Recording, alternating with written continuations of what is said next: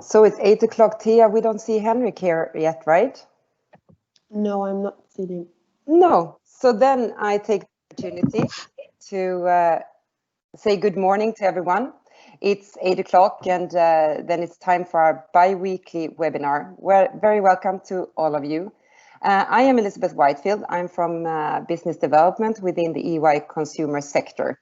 And we started these webinars during spring, then with the focus on changes in consumer behaviors affecting our businesses. And we presented various relevant solutions and ideas to navigate in times of uncertainty caused by the pandemic. And we look forward to continue these sessions now with shorter comments on shifting consumer behaviors during fall, and also to continue to share solutions that are relevant for consumer companies going forward. So please be sure to register for coming sessions. You will all get invitations and hope you will be able to join many Thursdays to come here. And as for today's agenda, we have Anders Kunz here to guide us through the latest developments in consumer behaviors, followed by Manuel Rodriguez Contra, who will present store portfolio optimization. It's an analytics tool that supports us in making decisions on when and where we should place our physical stores. And as we only have 30 brief minutes together today, so please write questions in the chat and we'll get back to you. I guess we will not have that much time for questions and discussions, but we will sure to get back to all of you. And you will all get a replay of this webinar and the materials, of course, afterwards. And we look forward to continue discussions with you. So, without any further delay, Anders, I'm happy to hand over the word to you.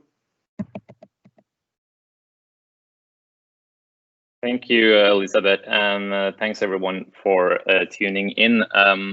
Last time we had an update on consumer insights was in July. So obviously there's been a lot of stuff happening since that. And I wanted to kind of address this question: how are people really doing right now? And the short answer to that is not too well. If we want to look at it through statistics, like according to our surveys, there's like 70 to 80% of people who are not doing very well. And that's mainly because they are extremely tired of this thing. So people we have talked to, I would say that some of them are actually close to being quite depressed about the whole situation. And some of you who tuned in also before summer might remember that we asked them in July, what are your perspectives on this fall? And people showed then a lot of fear. Fear for a second wave, fear for new restrictions and a lockdown.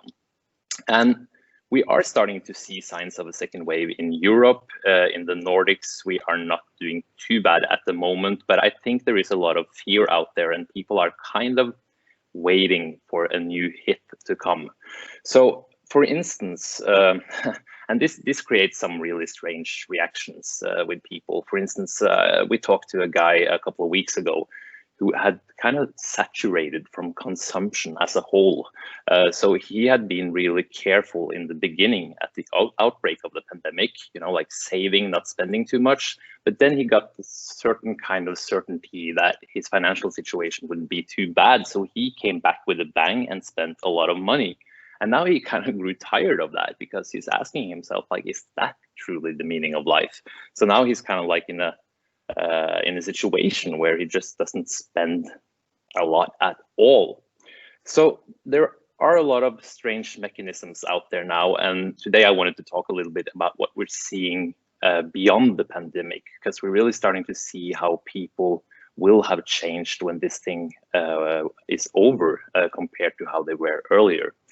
And I think the absolutely most important number from our studies is that roughly half, a little bit above half of people, they actually think that their values and the way they look at life will change because of the pandemic. And that's quite important, and that's a lot of people. And I think that really also underlines the importance now of thinking about humans first and then think of them as consumers. So now is really the time where you as a company need to be truly empathic. And I think there's a difference between consumer insights, which is what we talk about. But behind the consumer insights, you need to have a lot of empathy when you are actually developing and innovating new concepts. So empathy can get kind of lost in consumer insights where we think, okay, we're listening to people, so that's good. But very few companies are able to be truly empathic on top of that. And that's where you get the really good innovation. So I think like the question you should really ask yourself is like, and this might sound a little bit naive, but you should ask yourself, how can I make people happy? Because basically people are so tired and fed up with this thing that if you are able to make them happy, then you potentially have a gold mine for innovation. So like, ask yourself when you're working with innovation, do you really care about the consumers? And do you understand the human mechanisms that makes them consume in a certain way? If you only look at people as consumers, you will basically know the same thing that all of your competitors know. And I think that's also really interesting because consumption, of course, is changing. And in the Nordics, it's going a little bit forward in certain sectors, it's going back in others. But I think what is really changing is the competition. So there are new winners and there are new losers. And I'm convinced that if you're able to be truly empathic, you will be among the new winners. And that's, of course, why we are doing this work. So we have done above 150 interviews in the Nordics, in-depth interviews where we've been following people through this pandemic. We now have surveyed more than 14,000 people globally in 18 countries, including the Nordic countries. And in our next session, I will go a little bit more into the statistics we have found.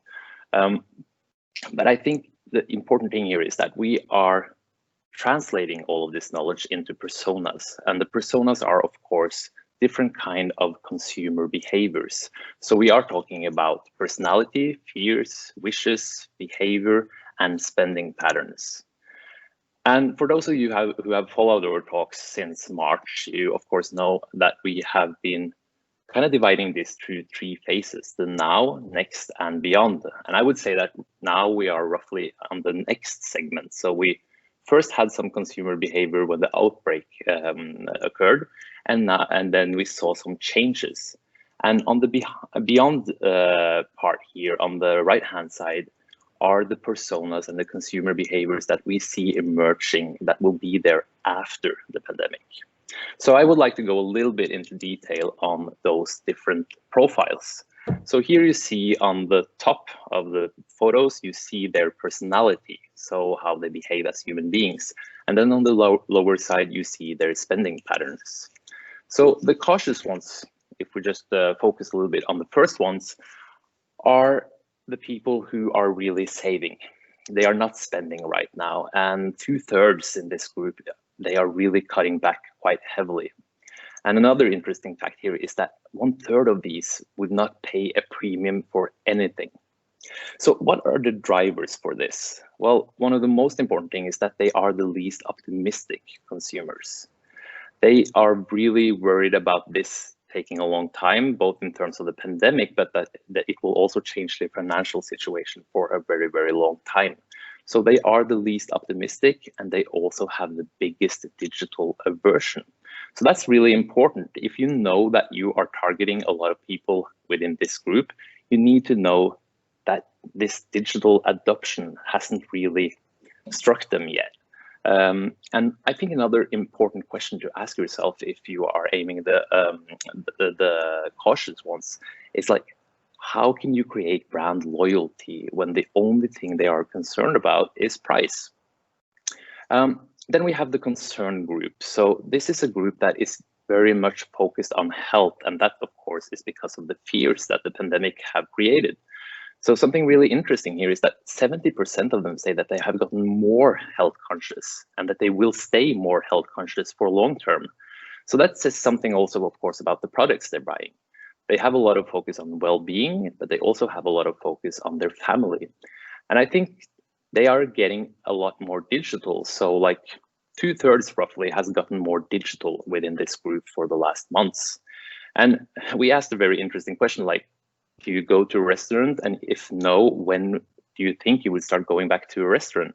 And like half of them says that it will be several months before they would dare to do that. So that means that they have a lot of fear, and we have been talking about this a lot during our spring talks. What do you do to your stores to kind of handle that fear in a good way? Then in the middle, we have the people who are coping. And this is kind of interesting because I think it reflects the guy I talked about in the beginning. So these people are really questioning their own life and their values, truly, really a lot. And they are questioning like, what's important to me? And the result of that is actually that they have a very ecological focus, and that in their spending pattern, it's kind of planet first. So these people will pay more for environmental friendly products. And we had this group before the pandemic as well. But what is interesting is that it has grown a lot. And I think some questions here, there is a dilemma, because how will you face this demand? Of course, they demand local and more domestic products. And how can you balance that with the economic recession? Then we have a very interesting group, which is changing. So the first three groups are kind of negative or coping, but the changing group is more optimistic. And they also change a lot. So the coping people are thinking a lot about changing, and the changing ones actually do. So for instance, they are into owning fewer but better things. And they are also the most digital group. But one really interesting thing there is that they kind of put their purpose above brands, above what kind of store they go to. So one really important thing, if this is an important group for your business, is to think about how you can differentiate. And finally, we have the comfortable group. So they are really the most unconcerned. And here, 40% of people will spend more money on experience now than they did before the pandemic. And I think we've been talking about experience as well as an important thing. And I think a lot of companies forgot about experience during the pandemic because we had so much other stuff to deal with, right? So we weren't really into developing new experiences. But I think then you're losing out on this very interesting group. So Manuel, the floor is yours, but I think just to say one last thing is that, of course, we see all of these people changing a lot in the way they are actually going to stores. Do they shop everything at once? Where do they go? A lot of people are getting a lot more local. So I think this whole store optimization thing is extremely important. So looking forward to hear your perspectives on that, Manuel. Thank you very much, Anders. I'm going to share my screen now. Let me see if you can see it now. Not yet. You see it charging, or? No, not yet either. We still see the faces. Let me see if I can do something. What about now? Yes, now is it. Okay, Great. Sorry about this. Well, as Elizabeth said, I'm Manuel Rodriguez Contra, and I head the fashion industry in Spain. Where this analytics model, store portfolio optimization, was developed together with a leading fashion client in Spain with several brands. And these were the questions that they had in the old normality last year, about closures and remodelation, about flagships, and about geographical development and e-commerce. We tried then to objectify what are the main variables behind a footfall modeling for them. On what we built, this solution that we call store portfolio optimization, worked in three areas. The main one was building a footfall predictive model. So we could model and cluster all the stores they had. In Spain were around 800 to 1,000. We reconstructed or we built into the future all the macroeconomic scenarios and possible action plans. We simulated what should be the places for new openings, new closures, and refurbishments in the following 5 years. So it was not just at that present moment, but with these predictions of traffic, watching up what would be happening each year. The second outcome was to have a location suitability analysis for these new openings, and also which were the location suitability analysis for the current portfolio, and the opportunity areas for potential store openings. Why we started with footfall? Because it was basically the variable that they can control less in terms of being able to measure the impact and so on in the results. So we built a unique simulation model with several variables. We started with 50 variables, and then we reduced it to 15 that were not correlated and so on. And we built a simulation model for each and every store. So it was not for the whole portfolio, it was not for each brand, but it was store by store. As I said, we built the macroeconomic scenarios with some of these variable. We also used the consumption patterns in the area, both in general and also in fashion, and several other variables that we could use also from the data. We could infer from the data. We built then a sales and profitability model for each store in the next 5 years, and the consistent action plan and timing for this action plan in the next years.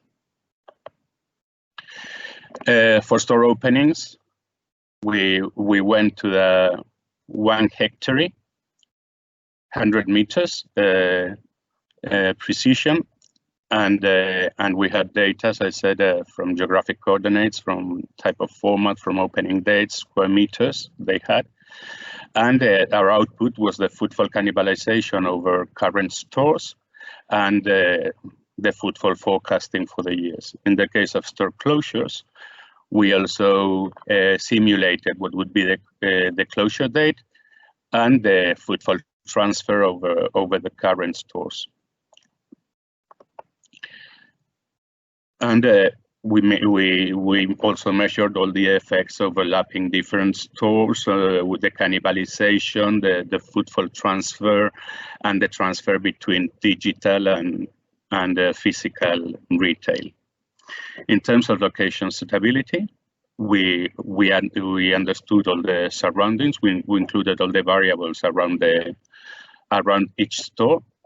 If it was a residential area, touristic area, business district, it was a mainly commercial area, which were all the competitor stores that were positioned in that areas, and all the sales distribution and the sales concentration analysis for each of in this case of the postal codes in which these areas were done, because we couldn't have data below the postal code. And in terms of opportunity areas, we used also the store geolocalization we had built for the stores and the different brands and for the competitors.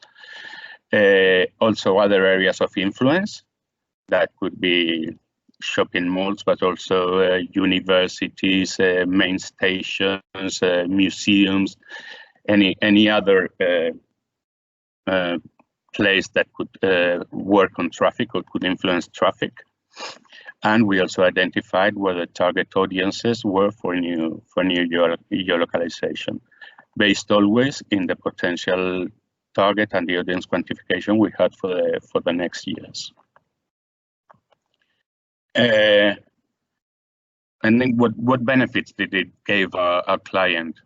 Obviously, reduction in the uncertainty of the store portfolio, how it was covering the area, how it was performing, and so on. The analysis of how customers could work and how the segmentation of this customer was influencing, and analyzing all the competitive environment. The results we had is, and they have been sustained as it's been applied before COVID, was a 4% precision between our predictive model and the actual footfall. What they are using it for now, obviously, the predictions now are totally unstable, and they are very, very difficult to work on them in the last month. But we have all the information on the store performances and how these stores should work in the future. What we are using now is the actual traffic that's happening in the stores to decide on the opening patterns. I mean, we ended the confinement in June, and then it's been summer, which has not worked very well either. But we had then all the information saying, okay, if we start with a reopening strategy, which are the stores that we should be reopening first, in which areas, and so on, to maximize the return, and at the same time reconstructing the influence that e-commerce had and was predicted to have on these stores before COVID, and what has been happening in COVID, which obviously has risen astronomically. And that's basically how the models worked. So, Elizabeth. Yes. Thank you very much, Manuel. Oh, there's an echo now. So thank you. Thank you very much, Manuel. Now we have a few extra minutes, actually. So any questions from the audience to Manuel?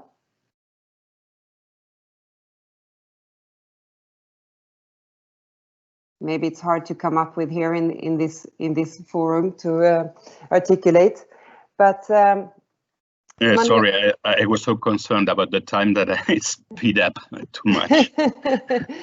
No worries, but Manuel, I know that you and the team, you're more than willing to support in continued discussions. So Yeah. If we have any questions or so afterwards, it's no problem to reach out. And now I see we have a question in the chat, actually. Yeah. It says, how is the model taking into account if you're in the premium segment or discount segment? Well, what we did with the model is basically by understanding which are your competitors, and as a result then of the type of demographics you had around the store. The thing we had is they have a loyalty card, a loyalty system with a very high percentage of their clients in the loyalty system. So that gave us very rich information on their customers that we could then infer into competitors' patterns and other areas. So it's an inferred analysis what we had for the premiumization or not of the clients. Right. So it's basically comparing to the selected competitors. The selected competitors, and then understanding how it changed between the demographic areas and the social demographic patterns we had analyzed in the model. Very well. Thank you, and thanks for the question, Jacob. So, anything else from anyone?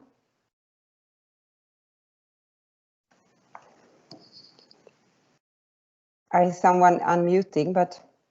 Yeah, one question here. Sorry, I came in a little bit late and it was quite quick. It looks very interesting, Manuel, I think. But one question, what would you say are the main kind of benefits of this kind of analysis?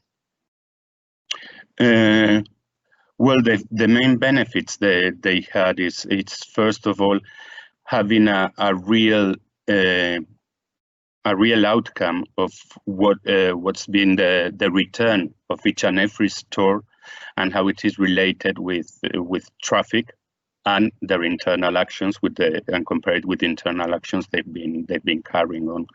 That gives, apart from the first analysis of the first results of where you should close or where you could open, also which stores, if you have a refurbishment plan, which stores, how you should change that plan or adapt that plan to the present knowledge you have, also with your openings and closure plans, but basically it was having a full understanding of one of the main drivers in your store profitability, in order to take more informed actions and to change the actions you had already planned. And it has worked, because then it's been compared with the actual results and with the actual actions they've been carrying on. And as I said, in global, it's been a 4% difference between the predictions and the actual results. Then with all this information, you can go on using it further apart from these main areas. As I said, now it's being used for deciding which is the reopening stores decisions they have to make in order to maximize the results once the store is reopened and not incurring further costs. And Manuel, do you think this model is only applicable for really large chains of retailers, or would you say also for small companies to get more insights, or what would you recommend? Well, I mean, in this case, it depends where smaller companies are. I mean, if they are little, very few stores and in a very large area, in a whole country and so on, I believe we would have a less accurate result for them. But it should work for any business. Actually, we are using it for other type of industries, and it's working up to now. So yeah. We were starting with one of the largest sport brands, and yes, it's been stopped because of COVID, but they say they will want to review it first quarter next year when they have all the results of what's happened in this year.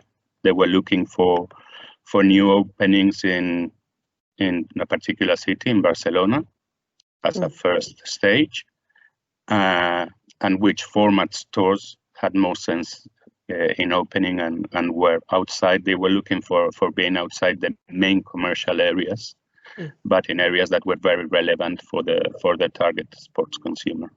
Yeah. That's another one. Yes.